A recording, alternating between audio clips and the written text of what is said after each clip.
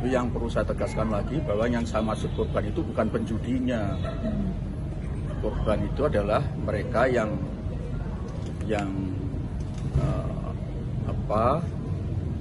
mengalami atau menderita kerugian akibat perbuatan judi oleh penjudi itu.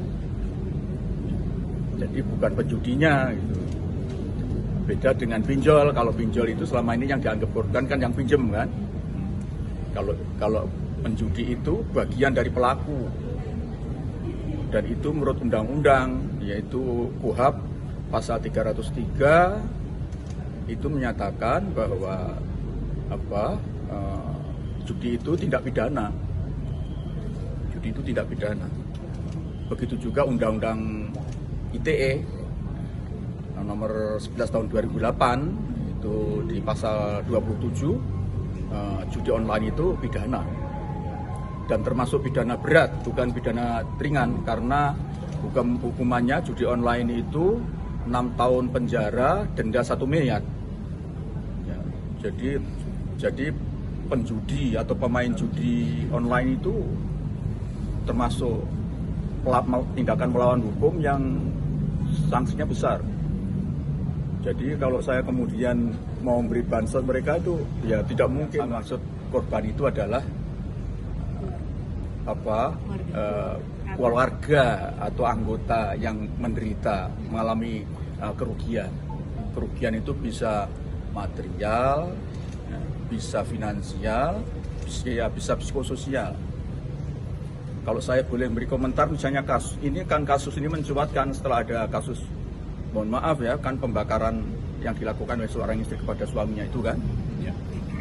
Si istri itu menurut saya termasuk yang korban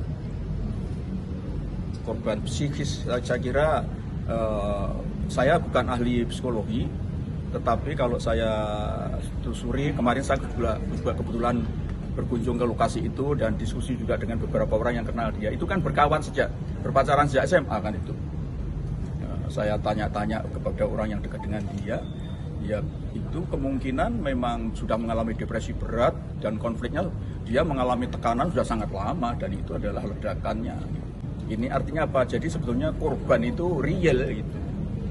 Dan bansos itu bukan berarti kemudian diberi sembako gitu ya. Karena skema bansos itu sebagian besar non material kan.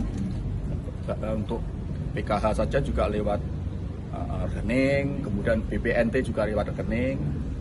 Kemudian kalau di Kemensos itu ada ada program pemberdayaan PENA itu, Pejuang Ekonomi Nusantara yang dilakukan oleh Kemensos. Kemudian juga konsultasi psikologis, panti-panti rehabilitasi sosial kan banyak sekali.